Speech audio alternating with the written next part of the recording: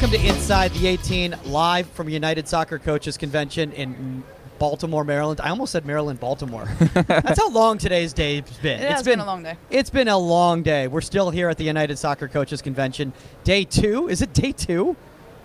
Yeah. Or is it only day 2? Officially day 2, but Oh for me God. it's my first day, so I'm feeling like it's day 1. Okay, it's day 2, and I feel like it's day 17. So I'm Michael Magid. With me is Pro GK Academy's Omar Zini. And joining us, because we need somebody legit on the podcast with us at the same time, who just did an amazing 1v1 breakaway session downstairs just a few hours ago, Tracy Noonan from Dynasty Goalkeeping.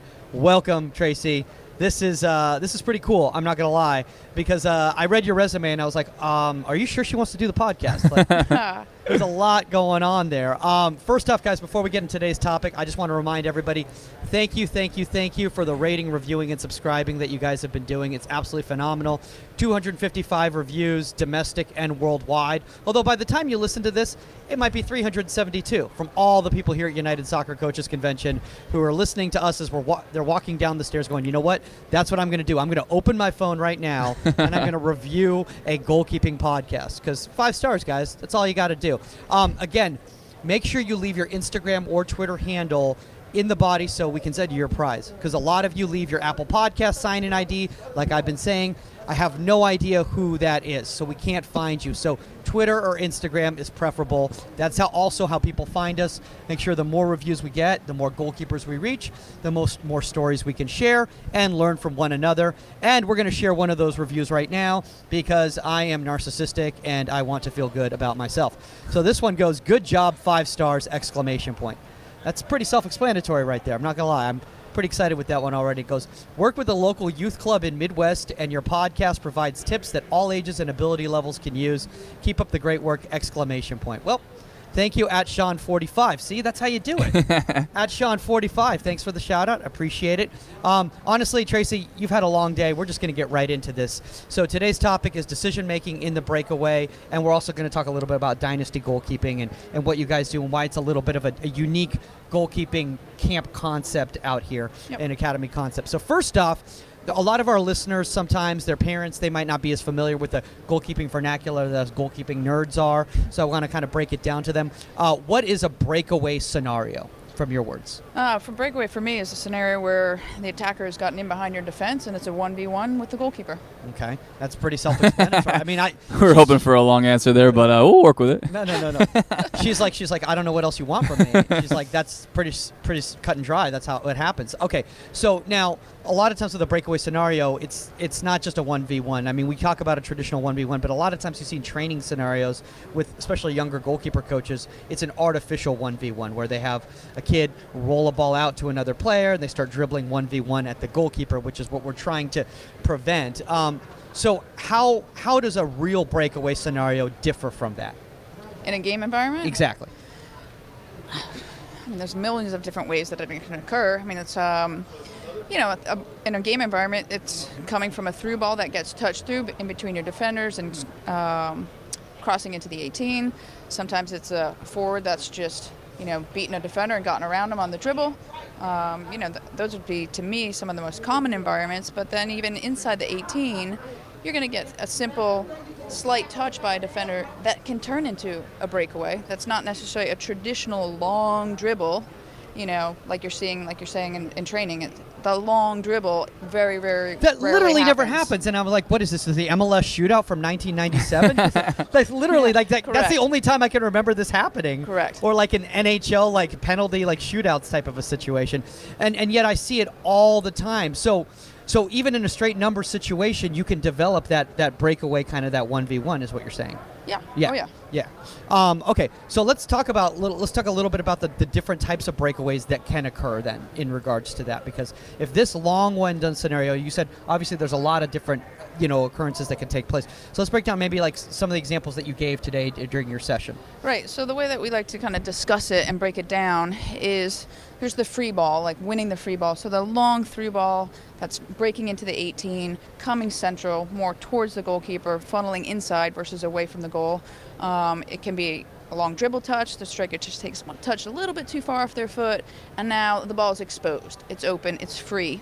And that's the ball that we as a goalkeeper can either slide to win. If the attacker is close, that's a safer option. If it's a long enough touch, maybe it's just, positioning and scooping it, at the edge of our 18, or sometimes it's even winning it with our feet outside at the edge of the 18, breaking up the play, killing the attack. I know it's not your traditional breakaway slide, but it is still winning the free ball and killing the attack. But I love what you just brought up about that, because Omar and I, we've actually discussed that, is that, a lot of times we focus on, from a breakaway, we focus on a stock shape, and then it's a 1v1 type of thing. When sometimes, we were just at that session that Tim Dittmer did where he was talking about defending the different areas. Well, that outside area is still part of the goalkeeper's responsibility. Right. And if that breakaway does that quote-unquote free ball, and I love the fact that you did the quotes with the free ball, because are they ever really a free ball? They're never. There's never really such a thing as like a 50-50. It's always like some way a little bit more of an advantage to the striker in that situation. But to clear that with the feet, and nowadays with the goalkeepers being, let's just say, a little bit more ambitious, in those areas, that is our responsibility, especially if you're playing a higher type of line. So yeah, they're being encouraged to do that, and I think, I don't know, when I was younger, I felt like I was a really good shot stopper. Right. So I felt that there were times where, yes, I could probably close down the angle a little bit more because the striker had their head down, but I felt like my goalkeeper coach always said, look, I want you to play the percentages. If you're a better shot stopper and you feel like keeping that distance away from the striker coming through the angle, leave that space open, so now you have the window of opportunity to have that reaction time to make that save. And I think from what I've seen, and we can get into the block shapes and all that stuff, I just feel like coaches... Careful, don't get into the block. I don't know if we can... I don't know if we have enough time. I don't know if we have enough time on the podcast for that episode. Yeah, but no, I see a lot of players, and coaches too, they don't understand the context of when the block shape is supposed to be used or when that extended block shape is supposed to be used. So a lot of these goalkeepers are getting into a good spot and then defaulting, and now they're erasing everything, that all the good work you would have done by getting yourself into the proper angle. So I think it just depends on, I'm going to ask you, for you, do you feel like, actually I'm going to answer my own question, but when you train goalkeepers, do you feel like on 1v1 situations, each one of them, you give them the basic guideline, but at the same time, the personal coaching of like, hey, I understand you're better at shot stopping, or I understand you're quicker off your line to smother that ball, play your percentages. How do you kind of communicate that to each goalkeeper individually based on their attributes? Yeah, there's definitely differences within each goalkeeper and utilizing their strengths to their advantage. Like you said, goalkeepers that are super fast, may have a better advantage of being that more aggressive goalkeeper to win more balls outright. There may be other goalkeepers that's not quite in their personality and their style, and they might be a better shot stopper. So, they may be a little bit more comfortable in there. I think I'm still, as a coach, going to encourage them to test their range. Yeah. But ultimately, come game day, they've got to play where they are comfortable. Absolutely. But in training, I would like to kind of stretch them and get them to experiment outside their range. Yeah. And for the goalkeeper that's super aggressive, it might be the reverse. It might be, let's experiment with a little bit of where you might want to position yourself to give yourself more reaction time in some of these environments. So it's always just giving them environments to stretch them, and then come game day, let's settle into where we're comfortable. Yeah, I think that's confident. Exactly. I think that's the beauty too of when you spend a lot of time with your goalkeepers. Obviously, you build a rapport, you build trust, and I think that trust, it's nurtured over time. And as a coach and as a goalkeeper, you're open to that criticism and you're open to that understanding of, hey, when a coach is telling me to maybe take it easy and stop coming out so much, give myself a chance to react, they're way more open to that. Not criticism, but like that feedback. And now it's more of a conversation. We talk about collaborating with the goalkeeper coach versus like, I'm telling you to do this, and now they're thinking from your perspective versus us, like them having an input. And now it's like, oh, Tracy and I we're discussing this, and I think based off of how I feel, I'm going to do it that way too. Versus like, she's telling me to do this, I'm just going to do it just to appease her, and you know what I mean? So it's like, yeah. Plus you want, I love that trial and error thing, because you want the goalkeeper in the game to be able to trust their own instincts, as opposed to just like default to like, this is what my goalkeeper coach told me I'm supposed to do. Yeah. And therefore I'm going to do it. But like, maybe that wasn't really the best option at that situation. And I've seen so many goalkeepers who have literally don't know how to go into a smother because they've been told to hold line, or they've been told to make themselves big. My issue with the block, and we can get into it, because I'm not as I'm not as anti-block as you, but I mean, I didn't get into it today, but there is a time and a place for it. There for sure is a time and a place for it. And it's an emergency save, in my opinion. To me, it's a ball that's cut back. I mean, the player gets end line, and they're cutting it back across the 6, and you've got a long scramble to recover, and you don't have the chance to necessarily get there. You're going to potentially sprawl. It might be a dive. It might be a block, a K-save. That's more the environment where I'm using that as like a last-ditch option. Yeah, I'm not using it if a player's dribbling him at me at the near post, and then all of a sudden I'm just dropping knee, to cover that space. Because then or on like the through ball that I'm actively closing and then just sprawling and hoping to get hit. I mean, it can happen a little bit once I've closed them down, but it's a little bit different than potentially what I'm seeing being coached. And it may be kids that are interpreting what the coach is telling them incorrectly and not using it, but I'm definitely seeing students that don't know where to use it and are not using the smother option, and that to me is a tool that is highly valuable that is not being coached as often anymore. For sure. I literally, Kara, the student that was with me today, when I first worked with her, she didn't even know what the smother was, and she's 15, 16 years old. She's playing Development Academy. She's a skilled goalkeeper, but she didn't know how to manage that. That's amazing. She literally didn't know what a smother was. No, she didn't know what the smother was. She didn't know the shape of the hands. So that's a tool that I don't think is being coached as often, and that's what I was a little bit trying to address today. Now, granted, it wasn't a technical session, so I didn't get into the technique of the smother save, but I wanted to, reiterate to coaches that that's a tool that's important to us, and the safety of it. Because the block save should not be used when you're going into a 50-50. You are asking to get creamed.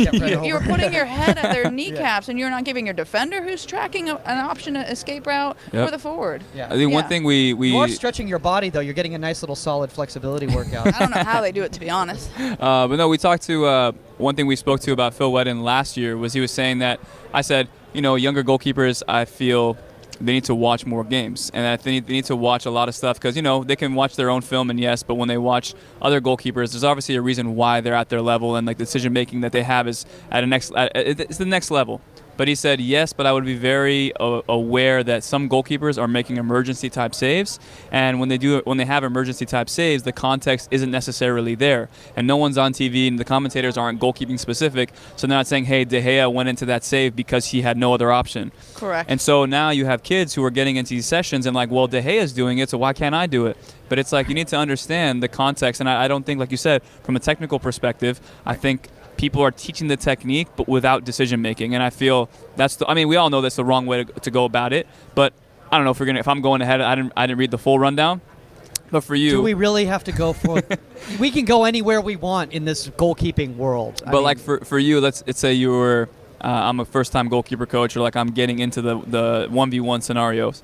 Hey, how would you break down the progressions, and how would you teach it? Is it like the technical first, once they get the technique down, then like tactical, or like how would you go about it? Yeah, no, that's a good question. For me, definitely, especially on the younger goalkeepers and newer goalkeeper coaches, I am definitely stressing the technique first because they need to be safe.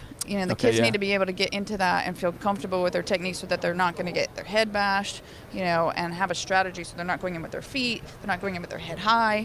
So to me, it starts with the technique, and it starts really basic from the ground so they build their confidence, and work up there with the complexity of adding some speed, getting the ball rolling. So we start simple. The ball is dead. I'm just working on the sliding technique and hand placement on the ball and some of those aspects. Then we start to layer in a player, jumping over them, getting comfortable with somebody near them, because that alone is going to freak out a young goalkeeper. Somebody's jumping over me, and now their technique falls apart already. So layering in those pieces, and then once I feel like there's some competency of like being able to slide and be safe and understanding the technique, then we're going to start to introduce some of the decision-making concepts of when am I going to use the slide, when am I going to use the smother save, when am I going to need to stay up and manage the point blank, and what is the footwork and the shape involved with that, and then from there, then we're going to start to back it out and make it even more complex with more distance, more angles, adding in players, so layering in more and more complexity to make it look more game-like. I think, if I'm picking up anything from what you're saying, it's two things. One, it's a process, and two, it's patience. And I think myself included, I always try to use myself because I watch my sessions and other people's as well, but like my own personal growth, I felt, is just like being patient. And it's something he taught me as well, is like you can't look at a topic and have it figured out in one day.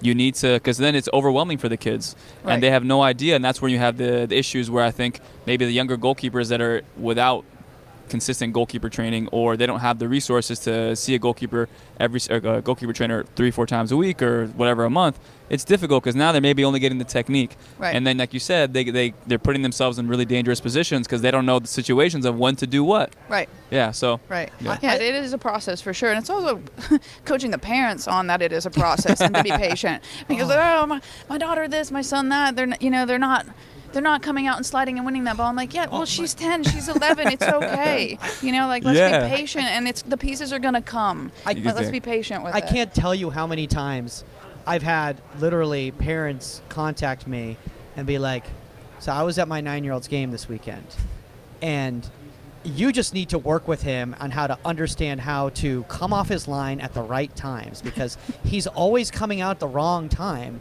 And then, like, when he's supposed to come out, he doesn't come out. And then when he's not supposed to come out, he comes out. So, like, you need to work on that with him. And I'm like, he's 9 years old. Like, literally, he literally needs to keep failing, and he'll figure it out. Correct. Because we just have this just a society where we now just think that, like, we're magic and we can fix this. I think, no, that's child development. Yeah. Like, that's like expecting your kids to be able to read at like a 6th grade level in 3rd grade. Like, it takes time. It takes time. And I want to get back a little bit to the Cobra save, which is the smother as well, known to some people as a smother.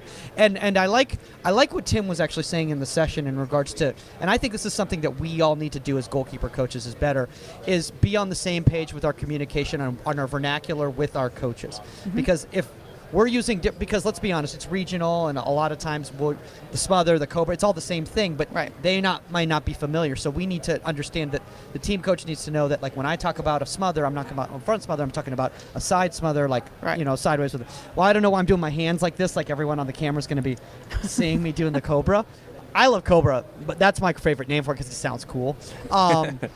A lot of people think that the Cobra, though, means that you have to go, and it's all about enveloping the ball, and it's all about containing the ball. You can actually go with a closed-fisted Cobra as well, too, right?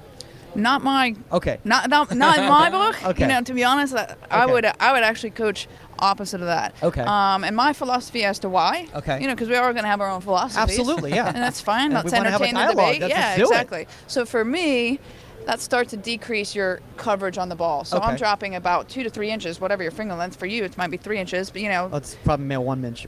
Yeah. So, but that's range of my ability to wrap around that ball and keep it on that. That ball's being smacked. Yeah. And it's being hit. And so I need to have a way to corral it. Does it expose my fingertips to potentially getting whacked? Potentially. But that's a risk that I'm going to have to be willing to take. But to me, as I'm closing my fist, I have less opportunity to wrap around that ball and control it and pin it.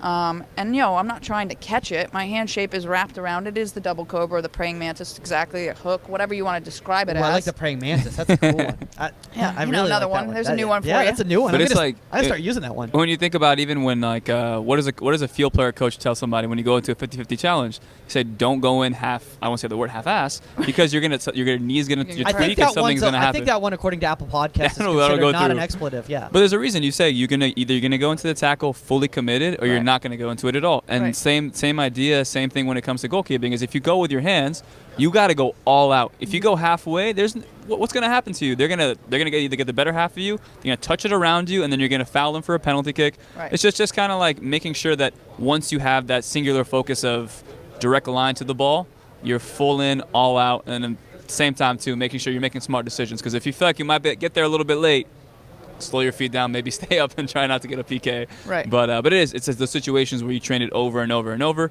to have the forward take a touch in training. And we saw it today with Jack and Danny Jeremy. and Jeremy. Yeah. Their session is adding that touch from the forward. Every forward's different. They take a big touch, small touch. Right. So it's just adjusting, seeing how much ground you can cover, and then those decisions. I want to ask you, Tracy, because you've obviously seen a lot of goalkeepers, training at such an elite level and all of that. Can you teach that all-in mentality, or is that something that has to come from within? So I think, to me, every goalkeeper is kind of on a different starting point along the spectrum. You're going to have some goalkeepers that are, uber competitive, and they are willing to take that physical risk. They've got that grit, and they're willing. So some will come to me and they're already at that spot. And can we push them a little further? Potentially. Some of them we might have to rein in a little bit. They might be a little bit too aggressive. You're also going to have the ones, lower on the spectrum that are a little bit more timid. That's their personality that they're stepping out onto the field with. And yeah, they're going to need to, can I push them and bring out that competitive fire, that edge, that grit a little bit more? Am I going to get that player to where the first player is? No, probably not, but can I move them and help them? Yeah, I think that in certain environments that we create can help encourage that growth along that spectrum. That's how I would view it. So I want to talk about one part, that I get a lot. This is a question that I get a lot in regards to a taller goalkeeper, in regards to in breakaway situation and going down into a Cobra type situation. Because can I add on to that real quick? Sorry, before we move on. Yeah. No, you're 100% right, and I think that's like the gradual progression of kind of getting over their fears. Yeah. And the only way I can explain it is like when I was younger, I was always afraid to come out on a 1v1, and I used to always turn my head. My coach would say, "Omar, you're cutting yourself in half, cutting yourself in half." Yep. And I'm like, okay, I get it, but I'm not trying to get hit in the face. And then there was one day where I came out, and this guy nailed the ball right at my chest. And right when I got over the fear of like, oh, that's as bad as that's going to feel. Correct. And then once I got over that fear, now I'm like, okay, hit me in the face. I've gotten over the fear of what it could potentially be. Correct. And I've seen coaches where they do 1v1 stuff where they get them into those shapes and they give like my Kmart, the little bouncy balls that you see at the supermarket. Yep. And you build into that. So exactly what you were saying is that you build into it, and like you said, with the layers, and there's different layers. Some people might be on the third or fourth layer out of 10, and they're still beginning, and guys might be at 9 or 10 who just were built with that confidence or were built with that kind of like recklessness of like, hey, I'm okay with that, and I understand what comes to the territory, and they've been aware of that, and they've come to terms with it. Right. So everybody has different approaches to it. Right. I think you're right, though. It's just some players need a little extra time. And that is our responsibility as coaches to be like, okay, we're aware of that. Let's take care of that. Right. And maybe I think could be an issue is some people may be too lazy to do it, or they don't have the time to do it. I don't know. I'm not speaking for people, but I feel like it's not a priority enough sometimes, and that's why we're seeing these kids defaulting too early. Right. Well, and I think it's giving them the opportunity, like you said, to nurture that. So it might be me in a point-blank situation, getting them comfortable. I literally will sit them there and hit them. Not in their face, like I'm not aiming for their face, but get them comfortable with not pulling up and not flinching. Child services, we got an issue within here. reason, for sure. But you do have to spend the time, and I'm not going to full out crank a drop kick at a kid, but I am going to start to get them comfortable with taking a ball off the shin, off the hand, off their kneecap, like that is being hit from close range, and realizing like, if I don't flinch, I'm not going to die. Yeah. Exactly the example that you're talking about, and I'm sure I had multiple examples like that where balls were pinged off my face. Okay, I survived. I'm okay. I lived to play another day. Yeah. And it feels good that it's not in the back of my neck. Exactly. Which is going to be more painful to me. Yeah. To me, it was always the ball in the back of the net is way more painful than the ball that's off the face. So, it's just creating some of those environments and coaches understanding that they can help their goalkeeper if they have the patience For sure. to layer in some of those stuff. So I think the points are well made. It's a psychology too. I think they were asking today in Tim's session was like out of the 5 things, one of them was psychology. Right. And I was actually with Anthony and we were talking about like what's the most important one. And I just felt like the psychology of stuff, it really changes the way you approach the technical, and you're way more open to kind of getting that, positive feedback. So if your mental is off and you're very like against getting negative feedback and all that stuff, it's very hard for you to grow. I think it goes for coaches as well. And I think again, I attribute a lot of my like personal growth to Mike in a sense because we've had a lot of talks. Oh, please. We've had a lot of talks, and he's been like very straightforward with me, and he's been like, hey, like I'm going to give you feedback, and I'm not going to sugarcoat it. And I've seen stuff as a coach that I think you need to really hone in on. And I'm like, at first I pushed back, and now I'm like, no, I get it, and it makes sense. So I think that like kind of approach and like that tough love, we need to understand as coaches that if you don't do it now, someone in a year or two with another goalkeeper coach, they're going to have to deal with that mess. Right. So let's do each other some good and give the goalkeepers necessary attention, the nurturing, so that when they do get passed off to somebody else, they go, okay, this person was taught by the right people. So, yeah. I think also one of the issues that we have is that a lot of goalkeeper coaches don't focus on the tactical. And because of that, how many times I'm sure all 3 of us have had this happen to us. Started training a keeper, whether it's a camp or an ID or anything where they're not our goalkeeper, and they go, my goalkeeper coach says blah blah blah, and you're like, okay, so because they were never taught when to use different tools in their toolbox based on the situation, they just were just given certain technical techniques, and they think these are my defaults. I use them for every single situation in a game. So I want to talk about the angle that a 1v1's coming and what you should do in those different situations. So let's kind of break down like in your session, you were talking about most 1v1s are not going to be straightforward. They're going to be more coming at an angle. So one of the situations that's very difficult, at least for me, is when I was a younger goalkeeper, it probably still is to this day, is a 2v1. Because I don't know where to commit. Should I commit and put immediate pressure on the player with the ball? Should I hold position, to disallow that pass? Never mind, there's probably a third player involved somewhere that that's going to be coming. What's going to help my situation best in regards to delaying and allowing my team time to get back and support me? Like, what are your thoughts on that? So, we created a couple different environments today with some of the 2v1s. So just to take kind of one in mind, if the 2v1 is happening kind of more inside the frame of the goal, kind of in front of me, more central, what I would be first and primary as a goalkeeper would be communicating to the defender that is on the ball to force one way, force away from their support, so cut off the pass. Can we help make it a little bit more predictable for both of us? So that's the first thing that I'm starting with my goalkeeper is their communication. That's assuming that the ball is with the person where the defender is pressuring. If the ball is with the other player and my defender is not over there, that was another scenario that we were creating in today's session when the ball was coming down the flank. There was the option for the ball to be played in along the flank runner, and that player was coming in pretty much uncontested, and the recovering defender was coming along with the other attacker. In that scenario, the goalkeeper had to make a decision like you're saying, do I commit? When do I commit? Because they have an option to pass across to the other player. In those scenarios, for me, it is a bit about patience and allowing that player to come a little bit deeper. And if my defender cannot recover across or cannot cut off that angle, they're staying. They're staying with the defender that they're with, with the attacker that they're with, and I'm going to have to take responsibility for the 1v1 coming at me, and that's how we make it, again, predictable. Yeah. I think I have a question in regards to some coaches say force inside, some coaches say force outside. Right. Do you think it's all scouting as well too on where these players are dominant? Are they dominant on this foot? Are they dominant on that foot? Does this player have just an unbelievable ability to open up their hips and just place a ball like that?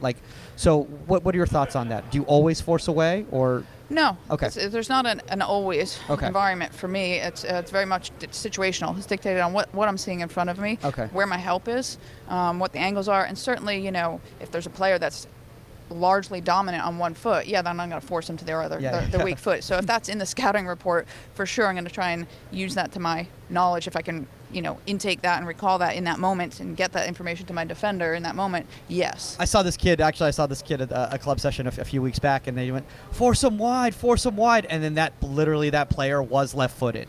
Right. And it was like, dude, that was the worst thing you could have done. Right. Because that player had no business with their right foot. You just forced them to and they were like, seriously? Okay, cool, sweet, boom. Damn. Yeah. I feel like the biggest thing too is that's where kind of like that IQ of the goalkeeper, which I personally, I know when I was younger, I'd say this story all the time, but when I was younger, I was kind of a little bit overweight.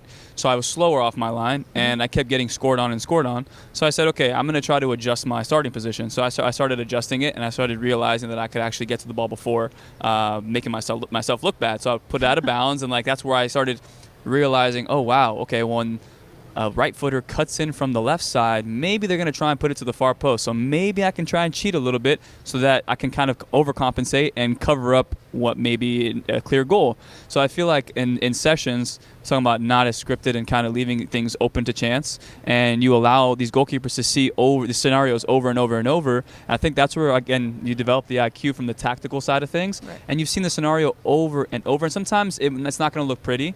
But I tell keepers, I was telling these guys today, is that even sometimes when they miss the frame on a shot, how many times have we looked at our set and go, damn, if that was on frame, I would have been screwed. Oh, yeah. In trouble, right. So you still learn a lot from the sloppiness. And I think that's where, again, myself included, when it comes to my sessions, I feel like putting the kind of agenda sometimes of what you want to get out of it and obviously put it at the forefront, but be okay with it not being perfect, because you still learn a lot from the uncertainty of is this forward, or is my goalkeeper on a 1v1 going to put it on frame so the other goalkeeper gets something out of it? There's still the goalkeeper that doesn't, comes out. He'll still learn something from that scenario. Right. So I think it's being on the front foot. Sometimes you see those scenarios enough times where you're like, okay, I'll stay here just in case a shot comes, but I know when that ball gets played to the guy who's open, my footwork's already ready to go. So it's that IQ of understanding what are the probabilities that might happen, and to get to that probability aspect, you have to see it enough times in training. Correct, and that's, I think, one of the pieces that's missing is not enough environments in training of breakaway scenarios and complicated breakaway scenarios, not just the like, oh, let's dribble at her from, straight down the middle of the park, because that's not the one that's happening very often. It's, one of my students that was in the demonstration today, Marzia, when we were kind of working out this session and we started, to create the 2v1 coming from the flank, she was like, yeah, this is a difficult ball. It's an awkward angle to slide at. It's a hard ball to decide on because it's coming from an angle. The attackers are coming at a diagonal. She's like, but we see it. We see it all the time, but we don't train it enough, And so these are difficult environments, but we've got to be creative as coaches to set up those environments, whether it's in our goalkeeper sessions or, coordinating with our head coaches to, within the confines of the team environment, can we start to structure some of these environments? I want to talk to the camera real quick, because I want to talk to all the people out there listening or watching, the podcast, is that you don't have to run your goalkeeper sessions as a traditional goalkeeper session away from the entire team. Like, you can be like, hey, from 4:30 to 5:30, do you mind if I bring these 3 goalkeepers to your training session because you're doing this and this is going to benefit them in these scenarios? Like, do you ever do that, like with your goalkeepers in the club environment? Or? Well, I'm not working in the club environment very often. For me, it's more one-on-one, small group settings, and then camp settings. But in whether it's in my small group settings or within my team environment, I am bringing in field players as much as possible to utilize them. And then the luxury that I have in that environment is they're coming into my environment, so I can structure it for my goalkeepers. But I'll tell you this, they come back. The field players will always come back because they enjoy the environment. Really? Yes. That's awesome. They will come back. We play a lot of small-sided games. We do a lot of finishing. So, that's the environment that field players love. And they're also have the freedom. They're not being the ones that are focused on the coaching, so they have the freedom to just go out there and play and have some fun. They go back to their team coach and they go like, I'm actually changing clubs. I'm going to play for Dynasty Goalkeeping FC. Yeah, right. The club I'm going to play for. It's just, it's a win-win. We can create those environments and it's fun and everybody benefits. So, I want to talk about this. I want to talk about the mistakes that coaches make. We've been focusing on, the goalkeepers here. I want to help out some of the goalkeeper coaches out here. What are some of the mistakes you've seen goalkeeper coaches make when they're trying to teach the 1v1 and the breakaways, outside of just the artificial linear environment type thing? I've seen them make. Yeah. Or advice you would give them to right off the bat, nothing's coming right again, off the bat. for me personally, I think it's the reason why I don't do it as much. And I recently had a session where I did cutbacks, and they're going to hear this over and over and over because a lot of this stuff is very similar. But we did a cutback session, and I had my pro guys out there, and I kind of wanted to facilitate as much game-like as I can. I went to a workshop recently with Phil Wedden, and he was talking about try and keep it as tactical and let's try and make it a thing. So I kind of started switching it up and trying to really, not off the rails, but put it in a situation where if I do a cutback, I'm asking you to hit a one-touch ball from the 18. And unless you're a striker who hits those consistently, it may be difficult for you to get it consistently on target. So one of my goalkeepers and I, after the session, got into a little argument, and he's like, I hate these sessions. I hate when we do these sessions because while they are game realistic, I don't feel like I'm getting anything out of it. And I said, okay, I hear you out, and I understand that, and it was a tough session to cover. And he said, I hate this session, I hate 1v1s. And I said, why do you hate 1v1s? He's like, I just feel like we're literally left out there to dry on an island, and it's just I'm getting the same reps over and over and over. So to me, it triggered in my head, like you said earlier, come up with creative ways to train 1v1s. And I think a lot of us, myself included, when I talk to other goalkeepers, when I put on a session that they may not like, I shy away from that session. Versus, I think when I was younger, I think now I'm way more, okay, let me make it better. Right. But back in the day, for a year ago, I would get a session, it wouldn't go well, and I'd say, hell no, I'm not putting myself in that environment again. I'm not doing that again. There's no way. Right. So I think it comes with the oomph as a coach to really stand by what you believe in. But at the same time, too, have that collaborative communication with your players to say, look, I understand you didn't like it. I'm going to change a few things up. What would you like to see? Well, in games, I see 2v1 situations, or sometimes I feel like I get, set too late on the angle shots. Okay, let's try and script something for you so that you see that over and over. But let's spice it up so you get something, I get something. Right. So I think it's the collaboration of a coach with a goalkeeper. Yeah, that rapport is important. Yeah, a coach really sticking by what they believe in. Of course, you can adapt and figure out based on goalkeeper by goalkeeper, but and then have the patience.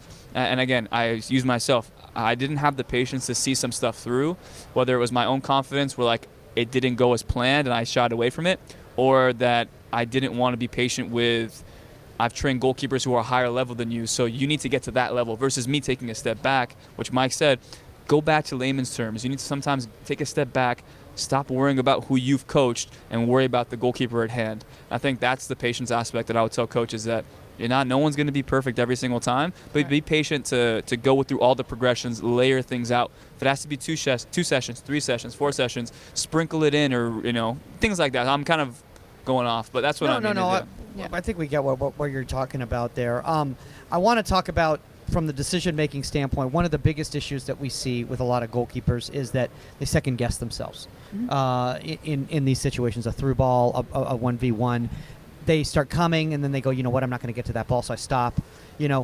I feel, and I don't know how you feel, but I feel like you're better off just going with your initial, even if it wasn't the best decision. If you go all in, you're probably going to be in a better situation in the end than if you start second guessing and start changing in the middle of flight, right? Yeah, I mean, I would agree. Typically, your first instinct usually is right, but there is that moment of like second guessing, hesitation, that doubt, and definitely if you're midway and you're checking your speed, you're in trouble at that point. So yeah, I mean, if you commit, go, and you never know. At that point, you may put enough pressure on that strike, even though it's not your ideal scenario. I mean, I have countless examples in my head where I've gone and I'm like, but I got to keep going, and you put enough pressure on that it either forces them wide, it forces them to shoot into you, and you're like, whew, dodged a bullet, But they're for sure. I would encourage you, if you've made that decision to go, to just stick with it, because you're better off. I can't tell you how many times I've had people tell me afterwards, and I knew that coming off my line was the wrong decision, and they're like, man, that shot was off frame because of you. You just scared them just coming out like that. And I'm like, all right, whatever it takes. So right. I mean, it doesn't work all the times. It's not, it's not perfect. Yeah. There's definitely scenarios that I'm like, yeah, wrong decision. That's all right. Lesson learned. Yeah. Lesson learned, and hopefully we're doing that more in training if we're creating more environments. But yeah, it's going to happen in games. I can think of those examples too. Yeah. Yeah, where like, it wasn't the right decision to go, but all right, then I know for next game and intake into the data bank, and next game will go better. Yeah. Yeah. I want to move on to Dynasty Goalkeeping in a second, but real quickly, I know we missed it earlier. I want to talk about, because this is a question I get asked, is like, how do you teach the Cobra to a taller goalkeeper that has trouble getting down to the ground? Where their shoulder, they're so upright that their shoulder stays up and they have trouble going down, and that because of that they default to the block, because it's easier for them, honestly, for a taller goalkeeper to stand there and drop and turn shape and that sort of thing. Myself as a little guy, it's pretty easy for me to get to the ground because I'm already there. I'm like, and I just attack the ball like that. So what advice would you give? I definitely think it's a valid point that, if you've got a taller goalkeeper, then that might be a tool that's more useful for them than, the shorter statured goalkeeper. Yep. So, that's what we were kind of talking about earlier. Like, do I just hammer that kid and be like, this is the only way and this is like what you've got to do? Yeah. No, that might be for them a better tool to use more often. Yeah. So there's that piece of accepting what is in that goalkeeper's strengths. And then in addition, but then can I coax and find ways where there are environments to help that goalkeeper? And for me, it's a lot of it is dropping out of the hips early, and it is dropping, through the shoulder and that piece. But if I'm not dropping good through the hips, so some of that's developing flexibility. Some of these guys are pretty tight, and some of my females are pretty tight. And I'm like, wait a second, I'm pretty old. Like, why are you teenagers tighter than me? Like, what are you not working on? Don't you especially notice that, especially in adolescence, like 11, 12, 13, both on the men and women's side? Yeah. And they're like these like little does, like they're kind of their knees are locked and they just won't. They're growing so fast that the bodies are just not, the muscles aren't keeping up with what the bones are doing, and so the flexibility piece, it's not fun to work on that stuff, but it's super helpful for them if they can get into it, whether it's yoga, whether it's just stretching, whatever it is. If you can start to incorporate that at a younger age, the hip flexors, the hamstrings, that's going to help you to be able to have the flexibility to drop the hips, to get into those positions, to come across and through it, lower. For those taller goalkeepers, it's going to be especially more important. Yeah, no, I think the biggest thing that I've learned for my kids as well is called I say spatial awareness, and I think it's based off obviously size. Like, for example, I tell kids, here, I'm going to put a ball like laterally or like kind of slightly in front. I want you to attack this ball. And sometimes they stand like almost right next to it. And I say, if you stand right next to this ball, there's no space for you to actually even approach the ball. And now you're actually, let's say, for example, the ball's there, like you're going to dive past the ball. Right. And we always talk about it, the arching. You end up arcing your dive and the ball goes underneath you. So same idea with that is like I'll hit a through ball and I say you need to understand how how long of an arm's length or diving length are you going to need between you and the ball? Once you've kind of understood that, and then you start to realize, now I know when to start breaking my body down, and then that leads into the yoga and like the actual like flexibility aspect of things. But if you don't even know how to or when to start doing that, right? If you know that, you don't even know how to get down. Or sorry, if you don't know when to get down, but you know how to be flexible, you can't even access the flexibility. Correct. Yeah. So it is both pieces, and I think there's also a learning curve in what you're just saying is like, so if I'm starting that with a dead ball, it's very different. That spatial awareness on a dead ball, like I can get that, but now once it's moving and it's rolling at me, like I need to incorporate that ball is still moving, so my distance is different. Exactly. As to where I'm starting to prepare myself to get lower. So exactly. That, progression needs to come into place. Yeah, and that's like the body stability too. I mean, I like to teach something called like, and I think everybody does this, it's called fast approach, slow arrival.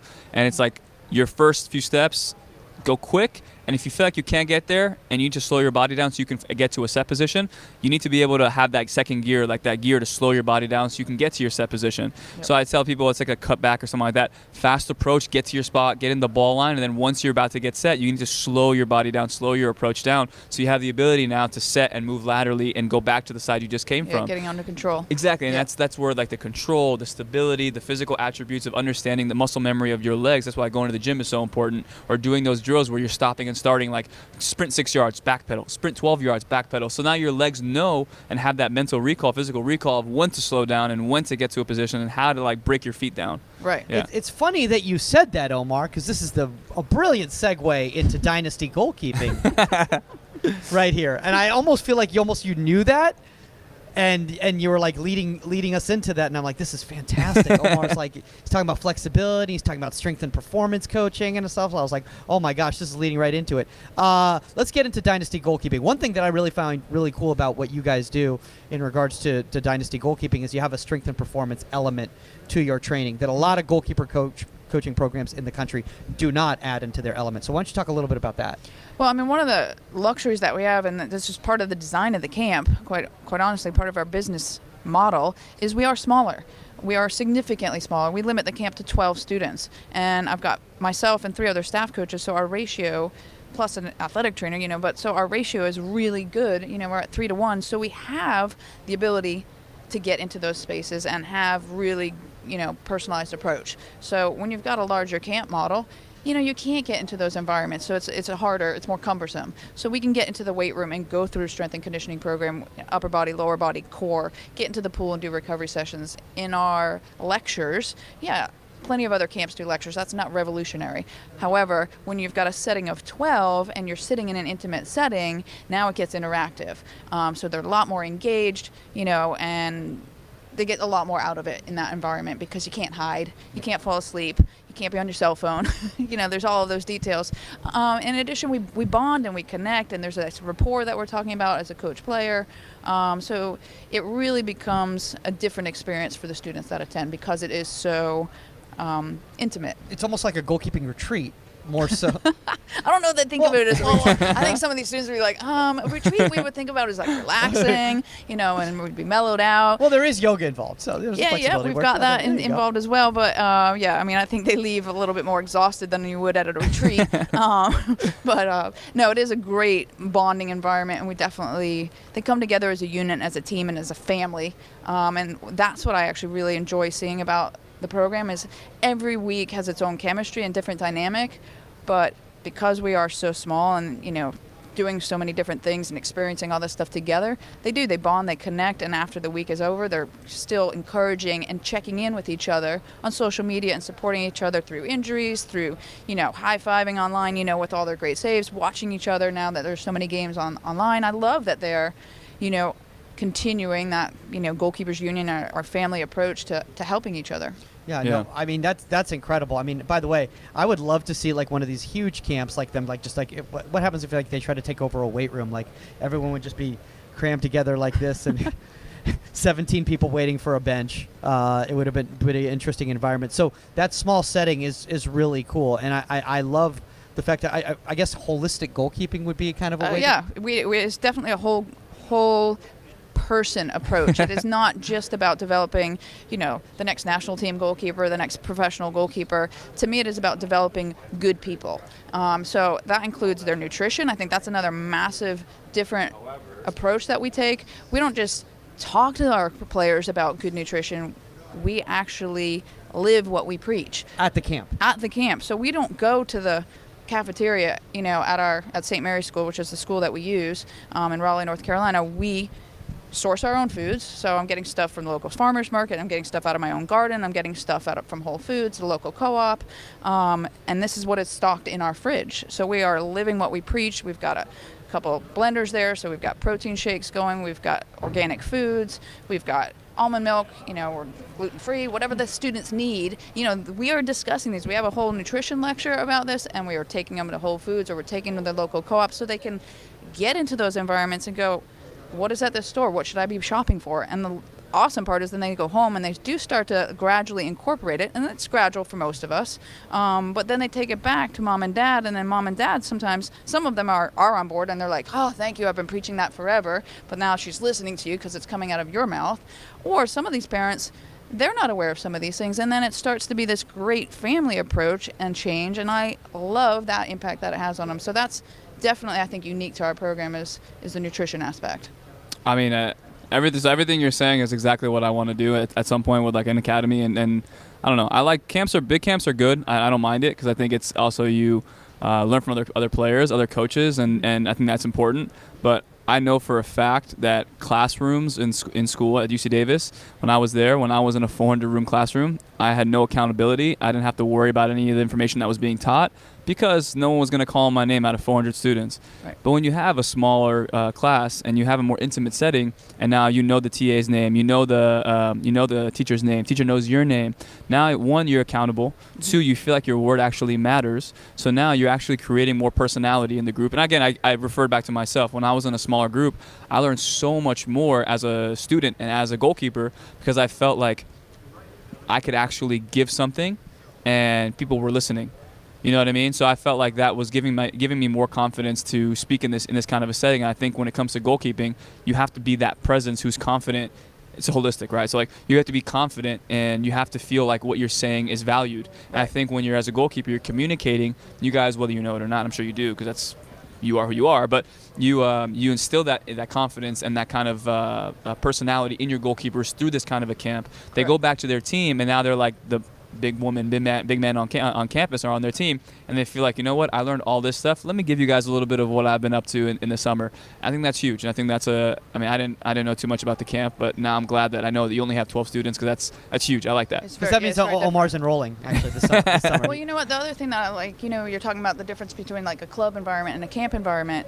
One of the biggest differences in a camp environment, especially in our environment, because I'm not attached to any club, I'm not attached to any college, is these kids have the ability to come in and experiment and make mistakes without repercussions. They're not being judged they're not being picked for a team. Like at an ID camp, they're all right. like, well, what are they thinking of? Are they going to be interested in me coming to this school? Yeah. And so I think that's important part of it. And also when you're in your club, you're competing against this other goalkeeper next to you, and you're consistently being judged of like, well, is she good enough to move up to ECNL? Is she good enough to move up to DA? So there's still that little bit of feeling in training that you can't make mistakes, and you need to have that freedom to be able to make mistakes. So that's the beauty of a camp environment is I am going to stretch you, I'm going to make you uncomfortable, you are going to make mistakes, and we are going to encourage you, and there's going to be a lot of good feedback, and you're going to grow from that. And it's a super positive environment, not only from the coaches, but from the crew of goalkeepers that's there. It's super competitive, but it's super fun. So what, just finally before we wrap up here, what is expected of a Dynasty goalkeeper?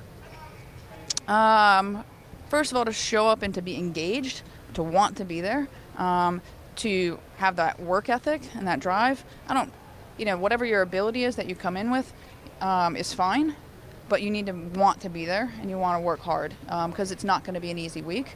I would say also come prepared to soak things up as a sponge. You're there to learn and take as much, not just from the staff coaches, but from the students around you. It's not a competition with the kid next to you. I'm not judging you. It's about, can I learn from that goalkeeper that's in front of me? What is she doing that I don't have? What is the next kid next to me doing that I don't have? And what am I good at to help boost my confidence?